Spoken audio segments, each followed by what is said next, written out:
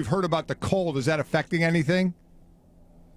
Not really, Mike. I mean, as far as running effectively, I was not in Sochi, but several of our ESPN crew were there. And compared to what we saw 4 years ago in the Winter Games, this so far has gotten off to a much better start from not just the games themselves, but also the things in and around the games in terms of the media getting around and accommodations for the athletes and the media as well. As far as the weather, a couple days ago, it was really cold. They thought they were on pace to maybe set a record for the coldest Winter Games ever. It's about 26 degrees Fahrenheit right now here in Pyeongchang. With the wind, it feels like it's about 16 degrees outside. But there were more than 30,000 people in this stadium tonight for the opening ceremony. So if they can brave this, the athletes can definitely brave the competition during the day.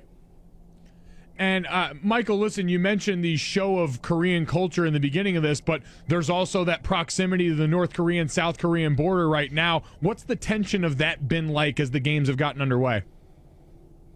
Well, let me do it by comparison, Junior, because you go back to 1988. North Korea wanted to be involved in the Summer Olympic Games that were hosted in Seoul. That didn't happen. And if you remember, North Korea sent an agent to blow up a plane prior to those Olympics to put a fear, if you will, over the games and also maybe prevent people from coming. This time it's vastly different than that situation. You have a collective of North Korean athletes and South Korean athletes competing as one unit here, and you have people on both sides of the issue. There are some who want to see a reunification of North and South Korea, but also some that don't want that. We saw protests on their way here to the Olympic Park from both sides of that political spectrum, but as it stands right now, everything's pretty cool. Even Kim Jong-un's only sister was here attending the Olympic Games here tonight. So South Koreans are hoping that this is maybe a step forward in their relationship.